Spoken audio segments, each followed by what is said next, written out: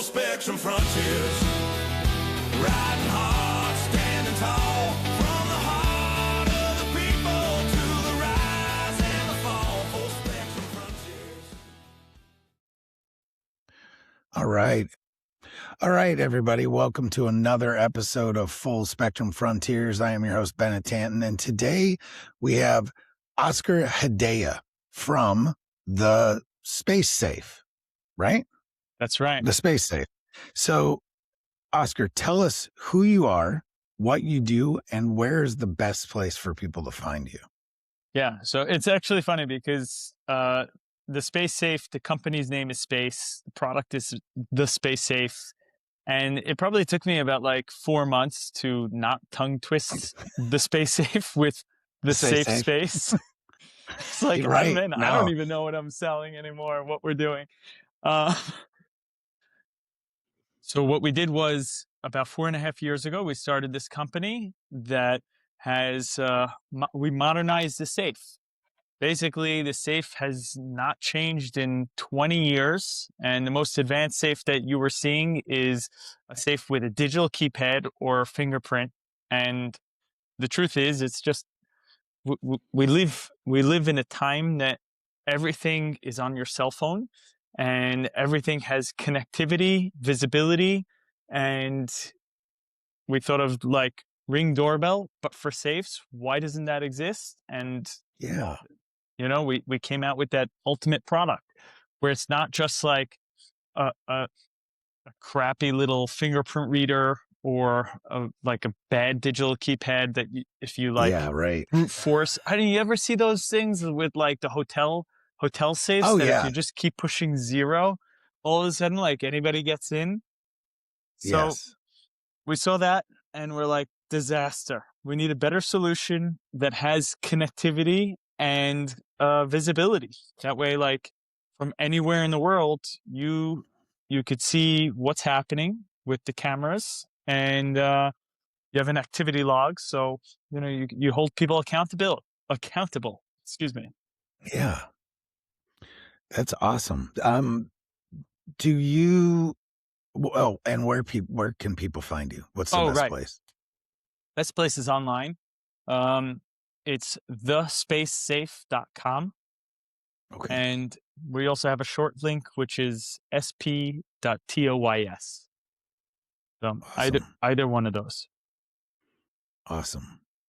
So what was the product born from entrepreneurship or from a real like security concern you personally experienced? So great question. Actually, both.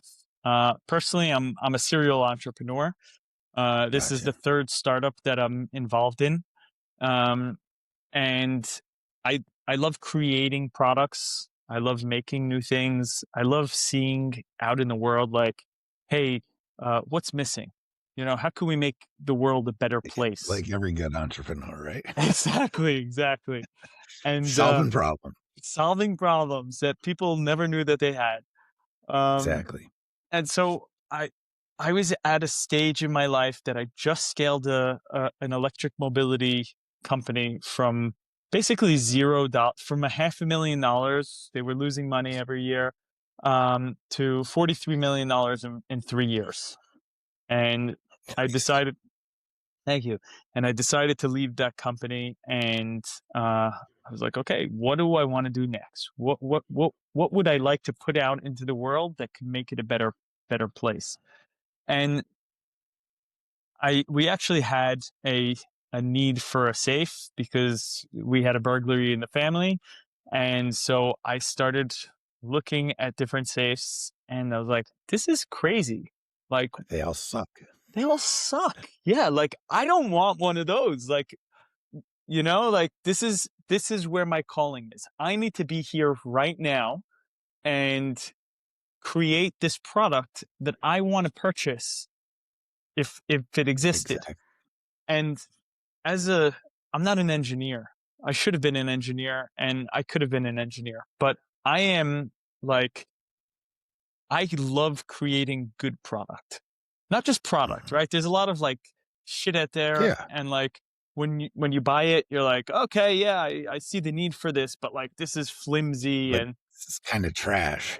trash. Yeah. Like for me, Yeah. I'm a value driven guy. So like if I'm spending money on something, I want it to be great. And so that's kind of how I ended up here. I ended up creating, really, it's a phenomenal product. And I'm not saying that because it's mine, but it is a Yeah. phenomenal product. I looked at the website and well, like I was just traveling the beginning of, well, I guess it was right around New Year's. Mhm. And, so where, sometimes I bring a firearm where I go, Yeah. and sometimes I can't go where I need to bring it. And sometimes I need to be able to lock it up. Right. And, I just woefully, those safes and those most hotel rooms are just woefully incapable. And that's how I felt. But when I looked at the one on your website, I was like, whoa, this is cool. So, I haven't seen one in person, but I believe you when you say it's a great product. So Yeah. We're actually talking with a hotel right now. And so one of the features we have is you get a text message if somebody tries to unlock the safe. Right. yeah, see, So that's so yeah, so you're in this game changer. hotel, you put your gun in, you want to go to lunch, you think everything is handy dandy and everything's perfect. And all of a sudden you get a text message that's incorrect PIN was entered. Like you're running back to the safe. You know what I mean? Like this is Yeah. something that's like missing. You may go spend $400 a night or $200 a night or $1,000 a night, whatever you're spending on a hotel room. You're you're hoping that like whatever you bring with you is safe and sound. You know what I Yeah. mean? And between me and you, and I know it's not. Not So usually. not usually. So yeah, I mean, So in 2026, like, what do you think most people misunderstand about personal security in America? I feel like this is going to end up going in a political direction. Well, you don't have um, to. you know what? Honestly, I feel like I'm gonna say something good and something bad from both Gotcha. sides, but um, we've let in a lot of people over the last 15 years, Mm, millions and millions of people. Not everybody is great, um, and you have some people doing bad things. And I believe that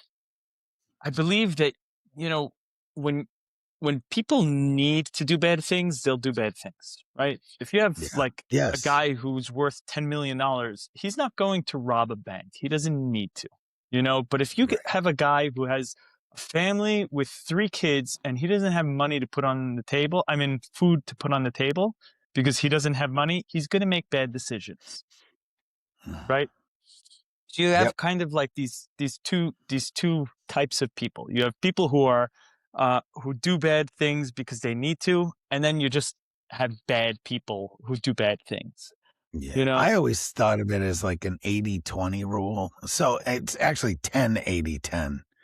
So you have one person that's never going to do anything wrong ever. Yeah. They're just Boy Scouts, right? Or Girl Scouts or whatever you want to call them.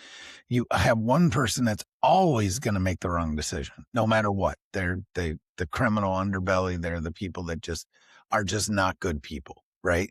And then you have 8 that if given the opportunity that they wouldn't get caught, they would do bad things.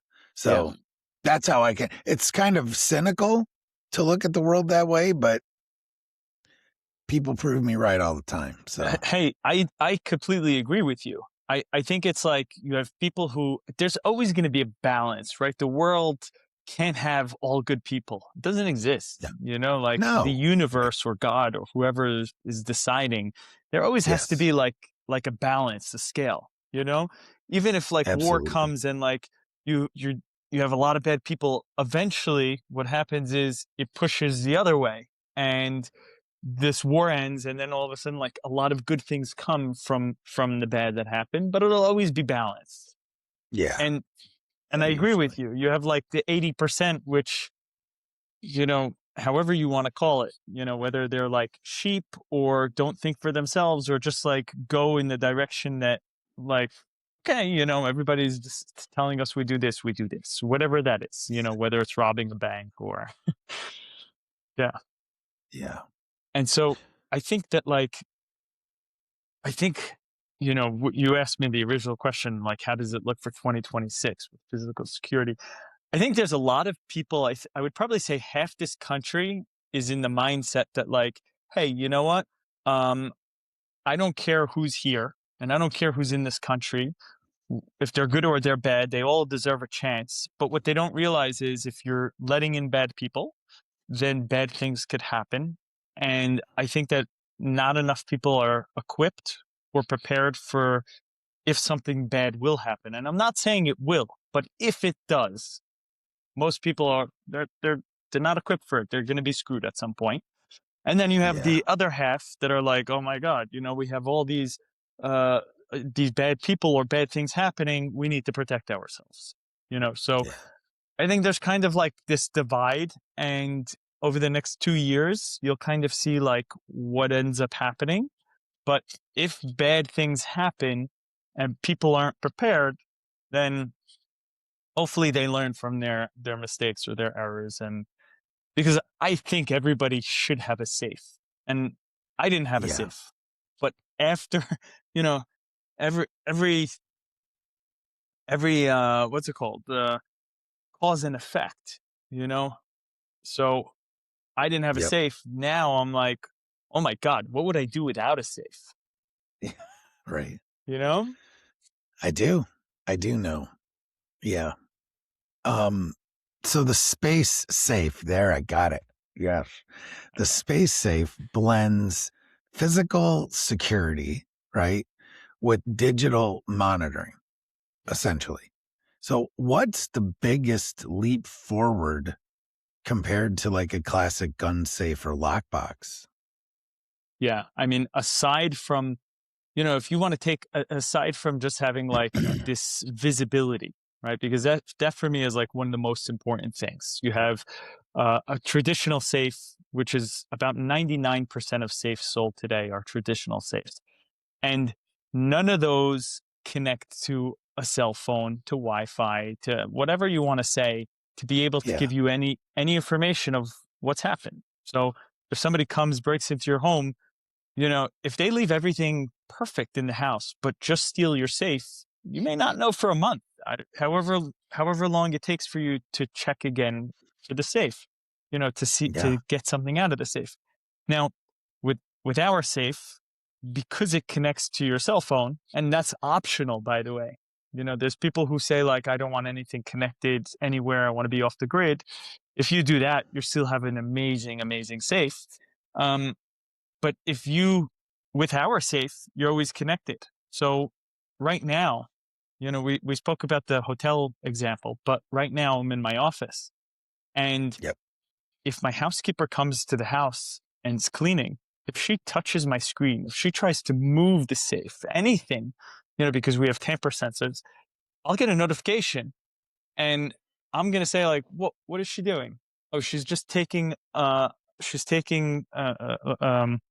it called? Like a towel or a rag and just Yeah. cleaning the front glass. But if I Right. ever saw that she's putting in digits, she's fired. So Yeah. that's for me, one of the biggest things.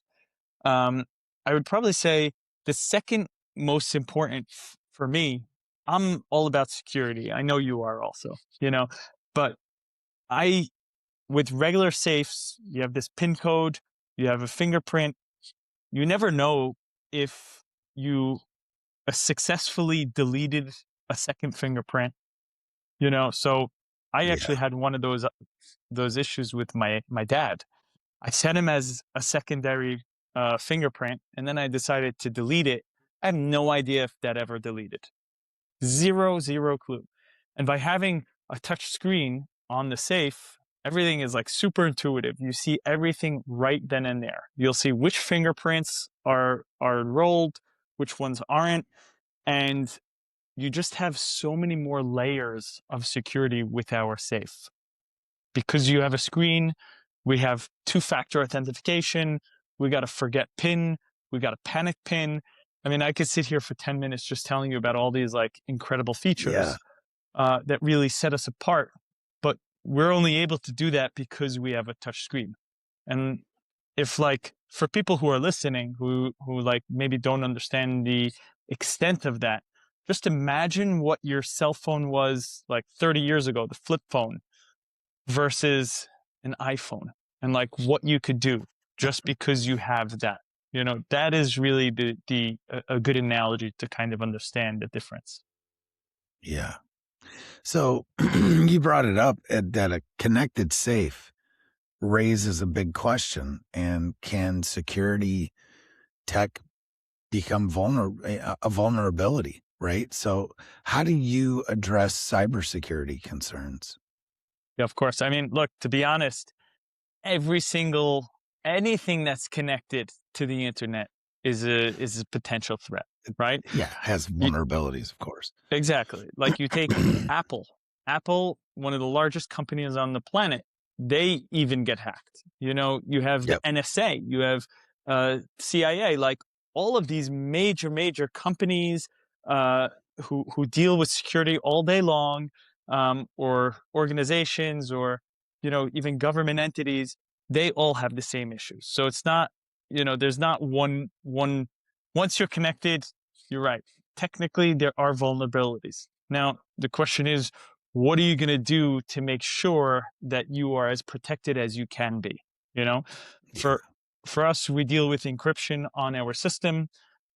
We have the backend, the whole backend system is on AWS. It's in the cloud, which is also encrypted. And so we have as many places where there's encryption and different methods to help avoid any exploits possible.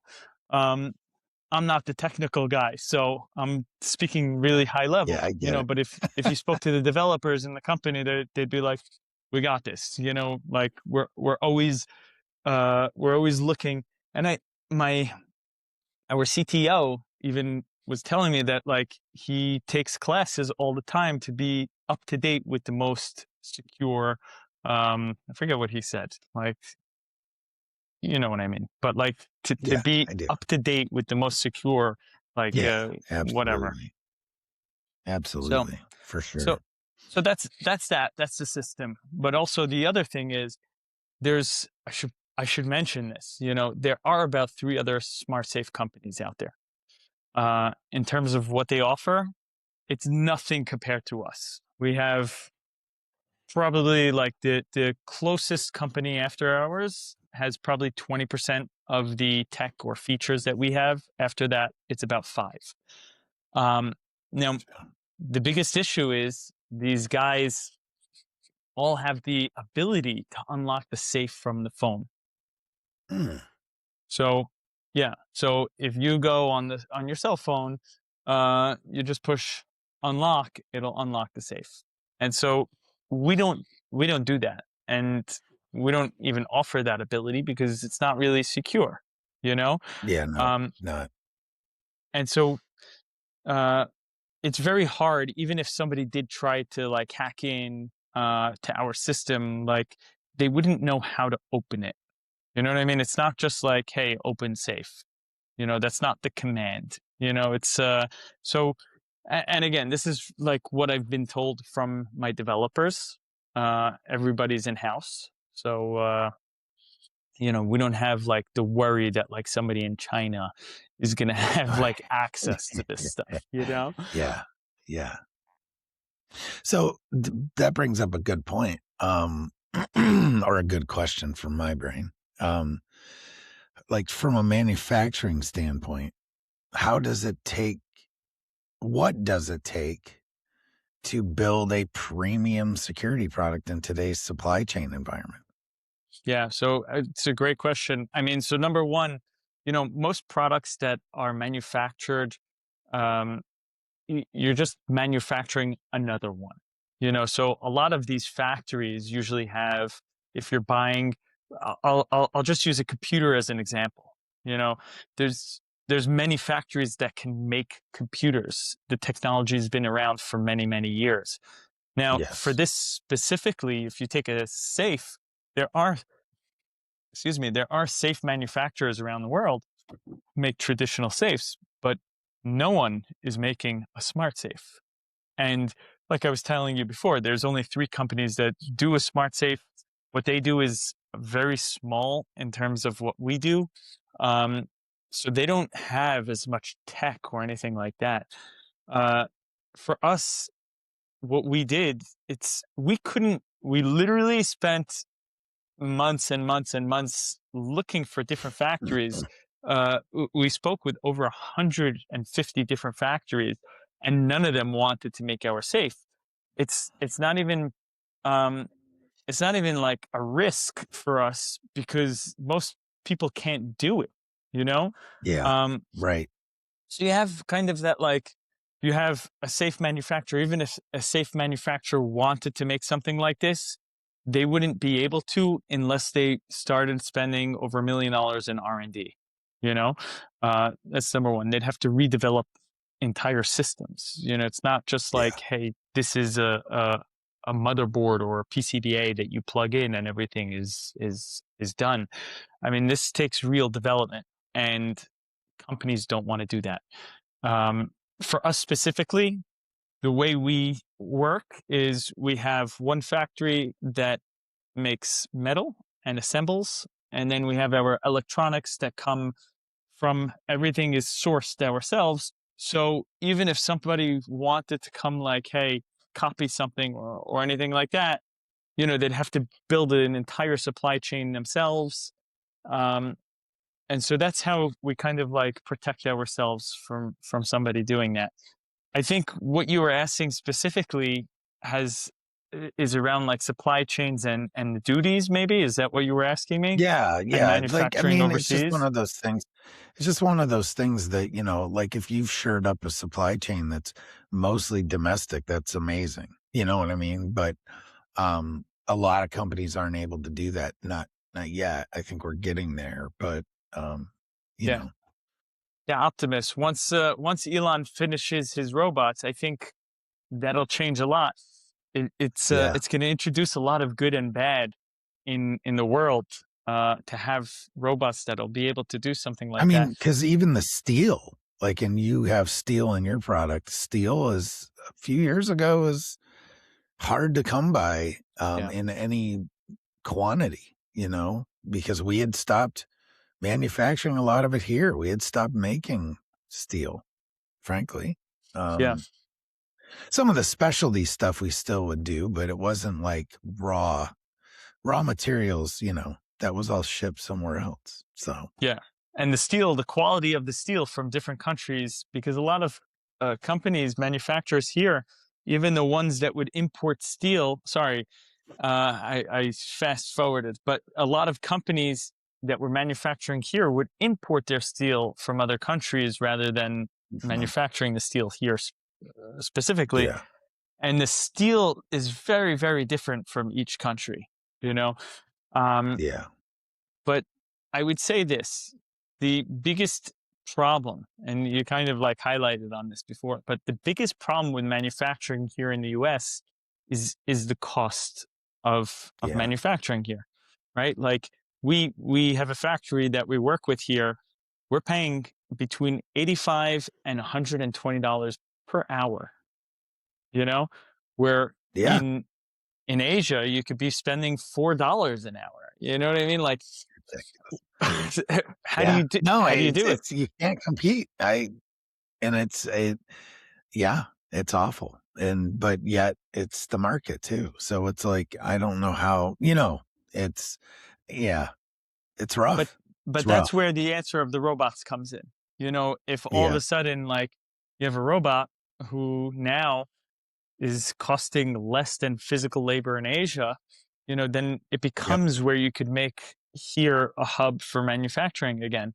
If Yeah. people, you know, but then the question is what happens with the guy who was making 85 to $120 an hour here? What is he doing? You know? Yeah. That's a great question too. So, yeah. Scary to think about what our kids are going to live with in 20 years. I know. It's terrifying. Oh, I mean, it's not terrifying necessarily. I just feel like people need to keep up with it, and everything's accelerating, if anything. Yes. So that's hard. It's hard to deal with. It's like I was explaining to one of my daughters who is in college, and she was taking a marketing class, and I'm an entrepreneur myself, and I do a lot of marketing and business development. And she was talking to me about stuff that they were teaching her in marketing. And I go, honey, that stuff was obsolete 2 years ago. Like, not like seriously. Like, you're getting a marketing degree. I'm not trying to bash higher education, but certain aspects of it you absolutely need.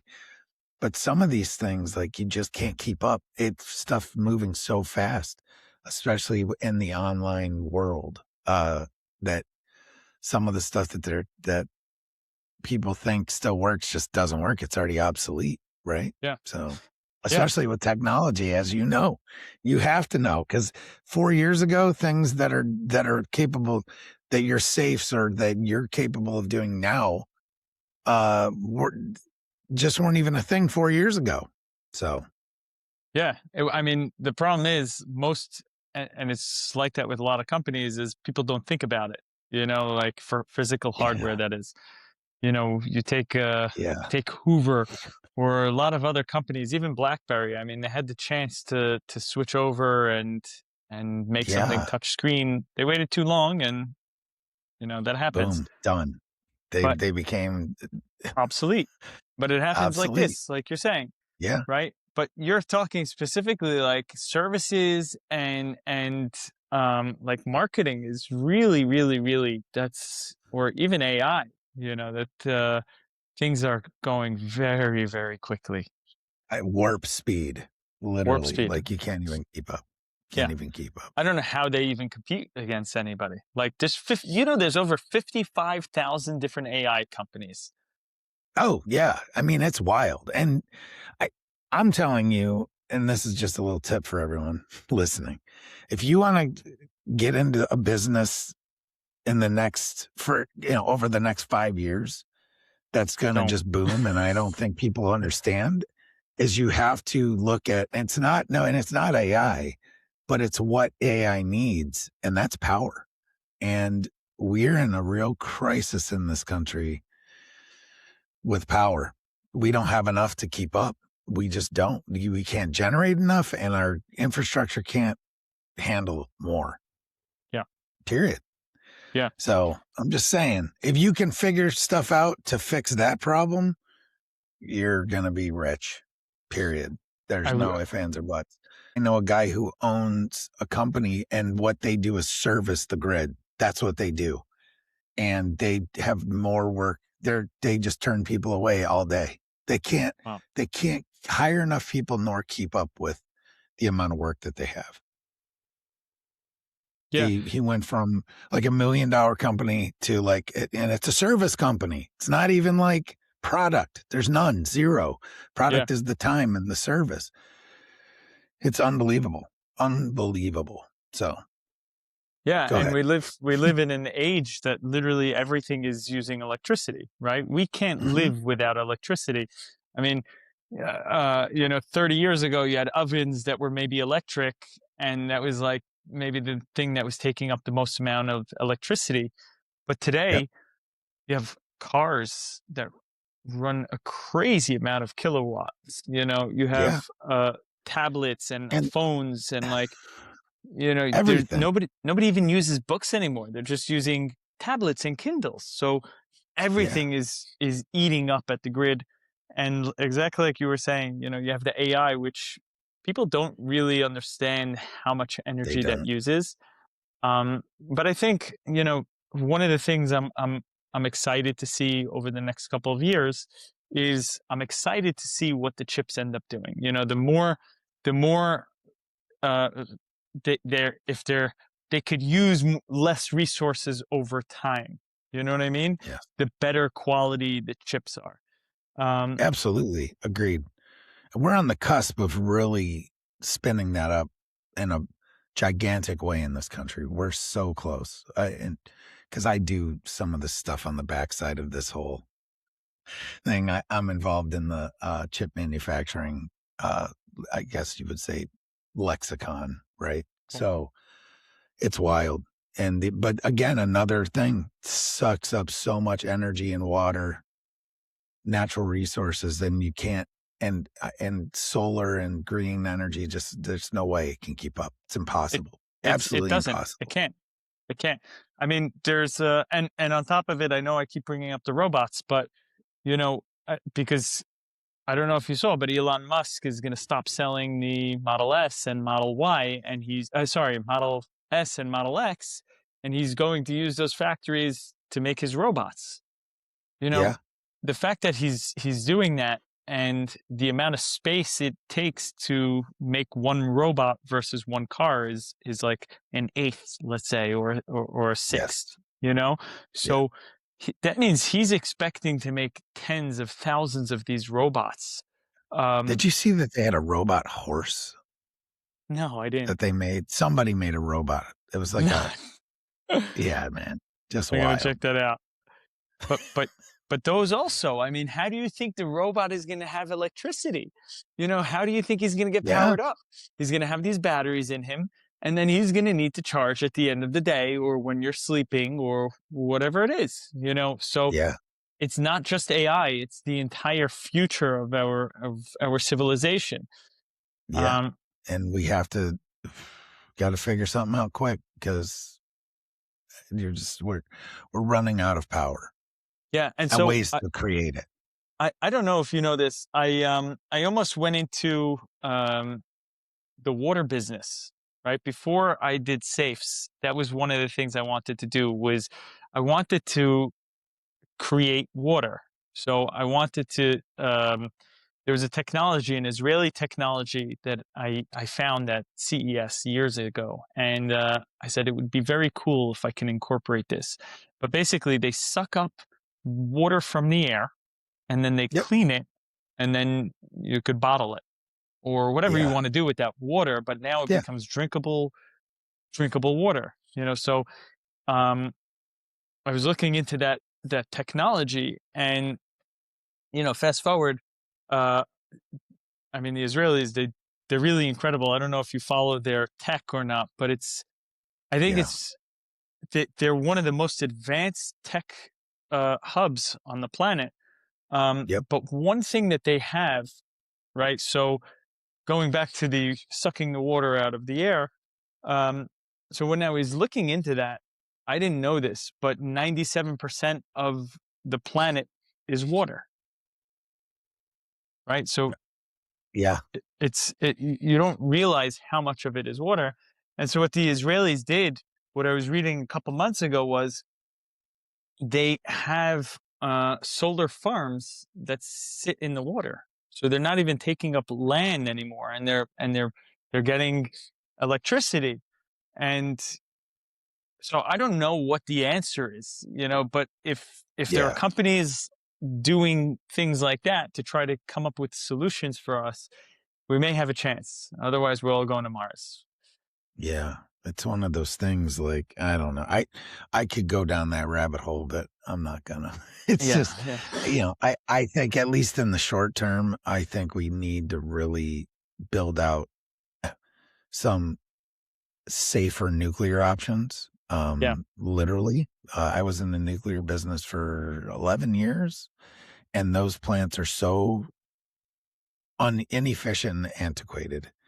And we now have literally, I mean, people don't realize when they hear the term nuclear submarine or nuclear aircraft carrier, it's like they don't realize that in something like 9 of our, or maybe it's all 11 now, of our aircraft carriers, right? Yeah. There is a nuclear reactor powering that boat that doesn't need to be refueled for 20 freaking years and can power an entire damn city. So you can't tell me that we don't have the technology, right? You just have to have the will to build it. and that was part of the issue with this whole green initiative. And anyway, but that's political. How do you and it get goes there? down a rabbit hole. I think grants. I think grants help. I think you need to. I think you also need to back off some of the regulation in the auspice, not of safety, but in the auspice of, hey, actually let them build it. Because right now you have, I don't know how many applications into the Nuclear Regulatory Commission to build new nuclear plants, none of which, maybe one or two tops, have been approved. The last nuclear power plant that we have that was built was commissioned and actually went live in 1982. So 40 years over ago. 40 years old. Okay. That's the newest. Yeah. It's right here in central New York. I know because I worked there. So yeah. I'm just saying, yeah, it's infuriating at the end of the day, and we have, anyway. So question for you, do you think there's a reason for it, that there's like a mafia type situation where they don't want more electricity, or they don't want it to be so easily accessible? No, I think that they're afraid of public opinion, and there was such a campaign against public opinion about nuclear. Yeah. That the word is scary. Like when people nuclear, you're just all of a sudden, not that scary, bomb, actually. Yeah. I mean, there is inherent issues. There is. But there's inherent issues with everything. There's inherent issues with driving your damn car every day, right? There's inherent issues with eating the food that we eat in this country. So it's all about, that's a whole. I see your face. You're like, get me out of this topic. We'll continue on. No, it's not even that. It's just one of those things. Like it's ad nauseum to an extent, and I think people actually know. They just need to stop being so. People need to be realistic, and that's seemingly a difficult place to live in these days, is in actual realism, and because solar panels aren't going to do it, and solar panels pollute, and wind turbines pollute way more in the end. And I wish people were honest about it, and they're not. People don't know either. That's what I'm saying. But the people that do know, is the marketing. Yeah, it's all marketing. So unfortunately, that's what makes our economy go around. Because I can tell you, like, you know exactly what I'm saying. It's all about people are manipulatable, and it's not that hard. So, Yeah, I mean, there's something to say that, like, hey, when you're selling an idea that, like, hey, the sun, which is coming up every day, is going to power up our entire lives. We don't need to do anything else. I mean, there's something about it that sounds beautiful, Of course. And it's one of the most powerful things in the solar system, right? Yeah. But at the end of the day, the technology's not there. It's not there. It hasn't been. It never was. It was never there. And that doesn't mean it can't be, but you have to actually do it. Somebody's got to do it. And I think I think one of the biggest problems you have with solar is the battery technology. The battery technology is not there. So it's not the battery. It is the panels itself. The panels don't pull enough. They don't. Energy from the sun, right? They're like horribly inefficient. Yeah, super, super inefficient. And like I know this because, like, I looked into this. I almost put panels in my parents' home in New Jersey, and so I looked at this probably every year for like 12 years. I was looking at solar panels, right? And oh man, just no return on investment there. That's even the with problem. The subsidies. That's the problem. Even with the subsidies. And if you look at it like a businessman, you realize it's 13 years to get return on investment with the subsidies. Without them, it's 20 something. And I think the usable life of the average panel is like 18 or 20 years. So it's like, no. No. Yeah, that's what people don't know, right? You're spending Yeah. $100,000, you're getting your little subsidy, Right. and but it's the maximum if you have like great panels are 30 years, but the average is Yeah. probably around 18 years. Yeah. Yeah. So with all this being said that we've been Yeah, talking about, like what was the biggest moment of doubt for you in building Space Safe? And how did you push through that? Since we're kind of, I yeah. the It it entrepreneurial spirit and all that, it's what makes the world go round. it And it it's not wasn't unfortunate, it it's great. wasn't security. I'll tell you that, right? It Yeah. was because you may think like, oh, hey, like because you're making a security product, it has to be like perfect, right? But Yeah. my locks, we partnered with a lock company in Europe. They're incredible, and they were actually approved by a lock picking lawyer. I don't know if you know who that is. Um, but he breaks into locks. He has a YouTube video. I mean, he has a YouTube account that Channel. a Yeah. YouTube channel. Sorry, thank you for that. He has a YouTube channel and he has millions of viewers. And like every day, he tries to break into pick another lock, and it's a little scary to see how quickly he's able to break into a lot of them. He's also like really, really, really good, but um, it's crazy to see that like we always talk about like digital security, but it's even physical security is easy to break into, but anyways, one of the lock manufacturers that we use is a lock that he said is a good lock. He said this, I would buy this for myself. I would recommend people to Absolutely. use this lock. um, so security wasn't really the problem for us. I mean, the biggest issue, and as an entrepreneur, I mean, this is the third startup I'm involved in. But and I've done hardware, I've done software, but the biggest issue is when you're bringing those two together. You know, Mm, um, because once you make hardware, it's done. That's done. You know, yeah.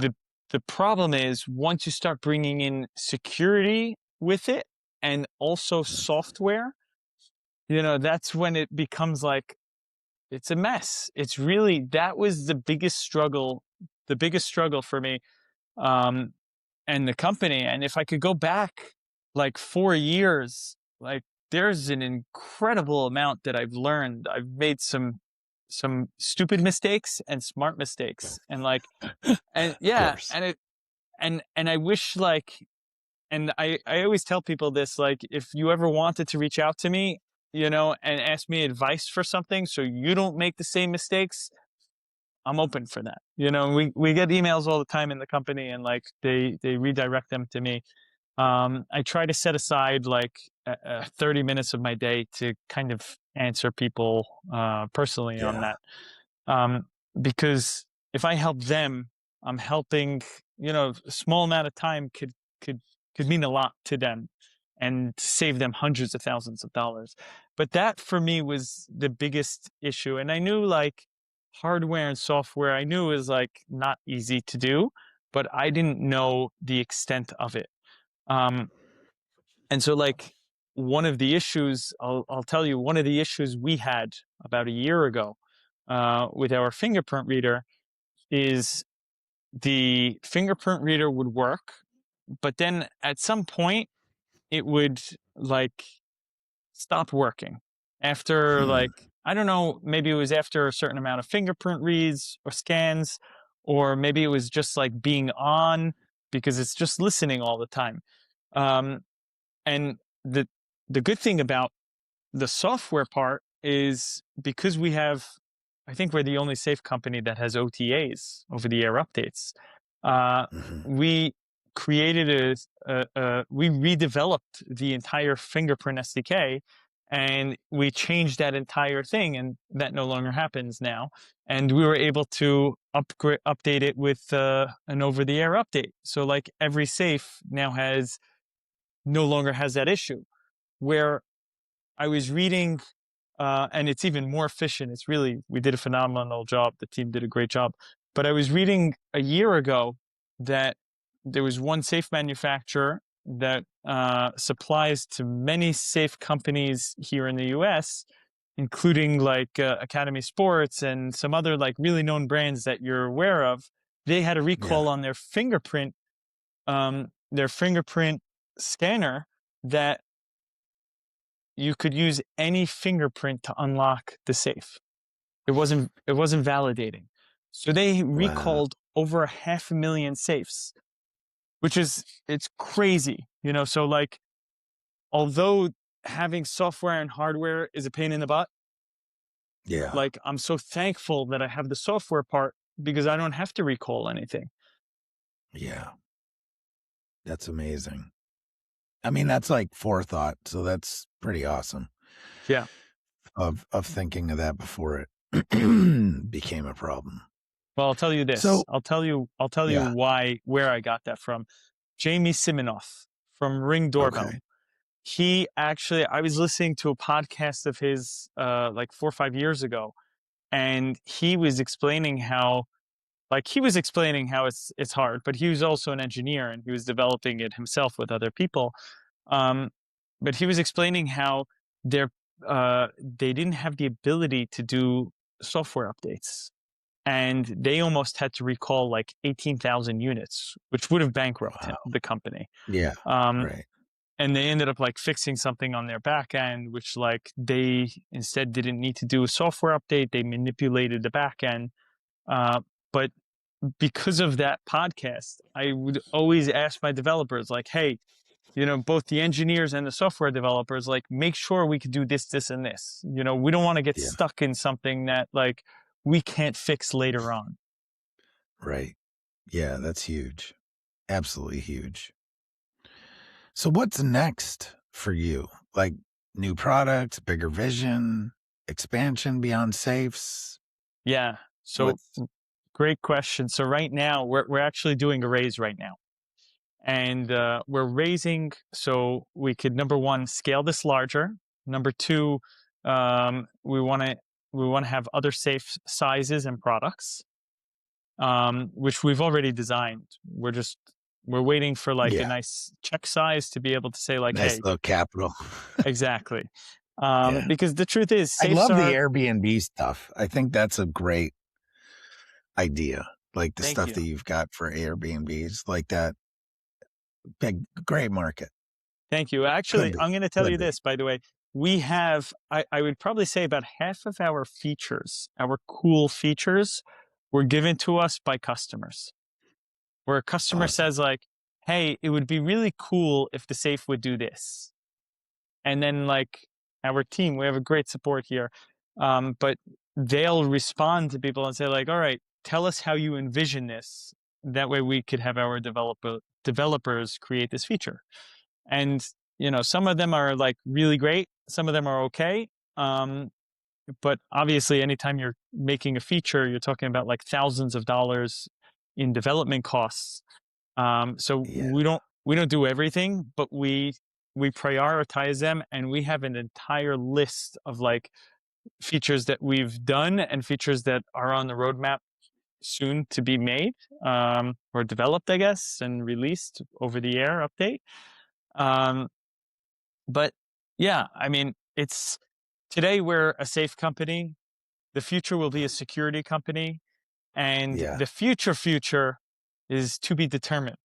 But um, you know, we hope to find a good investor for us that like understands the vision, uh, because you know you were talking about like Airbnb, and like I was saying before, we got that feature from a customer of ours, but we have an entire enterprise play that we Yeah. started releasing, for like beta users. And just imagine if like you have a doctor's office, for an example, or a law firm, and you have hundreds of offices around the country, or law offices specifically could be just, you know, you could have different lawyers in one location.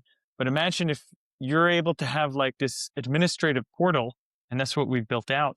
and that's one of the things our patent also covers, is that if you go on this portal, you're able to see every single safe, track how many times it's been opened, who's opened it, have a complete activity log, have your video footage.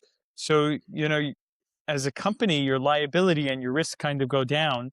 And then also Yeah. for, it's that's kind of what we've been doing the last couple of months. I think you're maybe the first person that I've actually told. But yeah, Awesome. yeah, yeah, good things coming our Um, way. And good. hopefully at the end of the That's good to day, hear.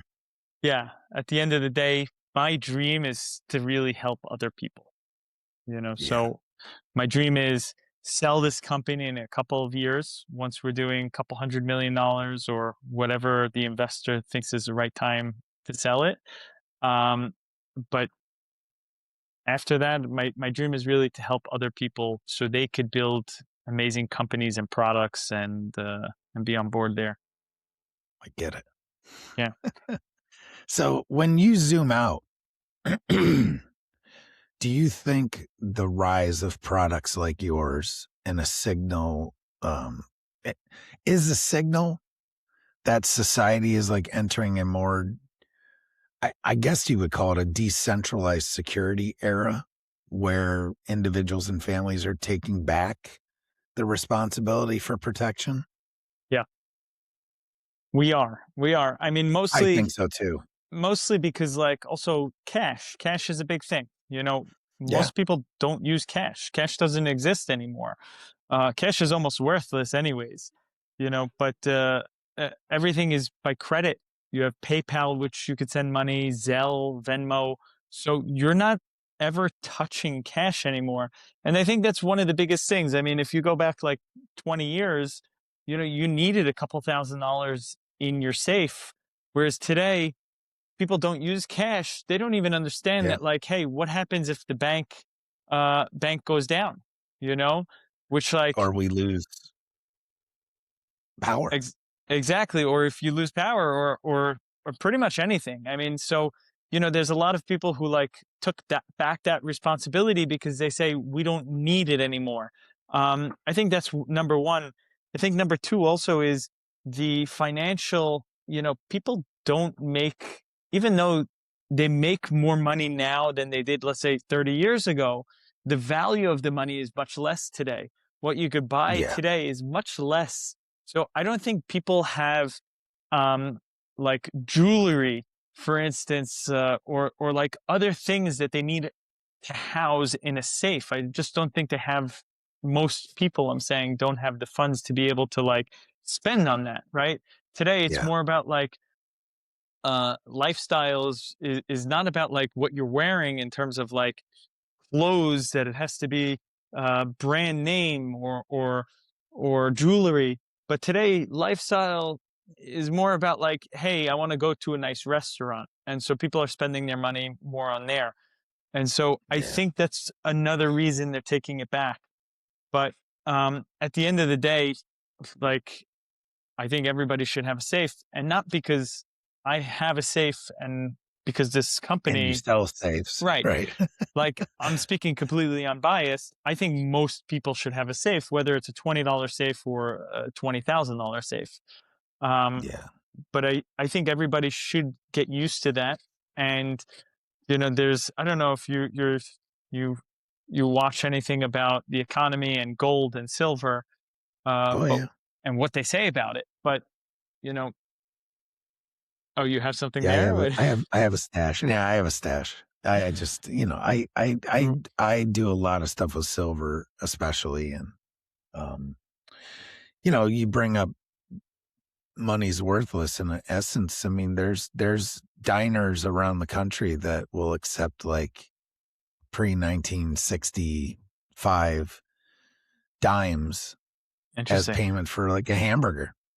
Interesting. And if Cool. you look at the price of silver, now it's insane because it's gone up exponentially as of today. It's, I think, in the 80s, right? Wow. But at that time, a dime, just a Roosevelt dime that was 90% silver was worth, $10. 8 or $5 to $8 or whatever, and they would accept that as tender. Wow. So there's people that do that. So it's But just that could come saying. back. Like that could end It up could. coming You back. never know. You never know. It really depends what happens with crypto, and Yeah. if the Again, economy crypto crashes, and we will power. go back. Yeah. Yeah. So, yeah. Man, bottom line is, I think we could probably talk all day. Yeah. So again, tell people where they can find you and your products. Yeah, of course. So safe.com.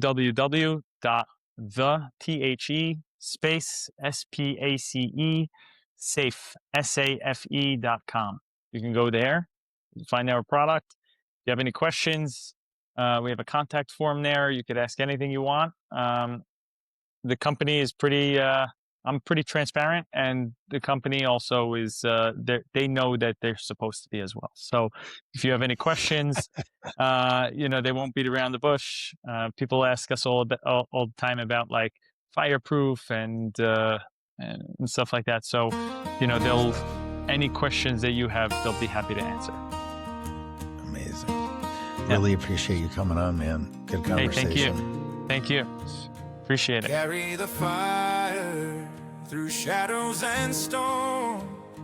Voices of yesterday guiding us on.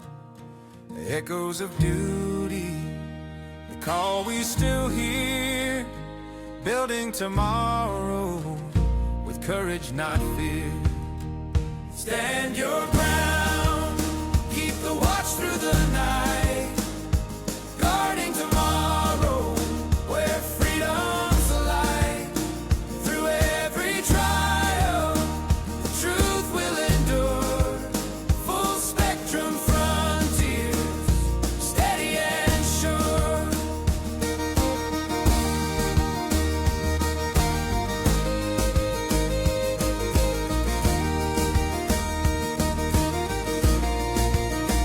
From fields of the past to horizons unknown, the seeds that we plant are the future we own.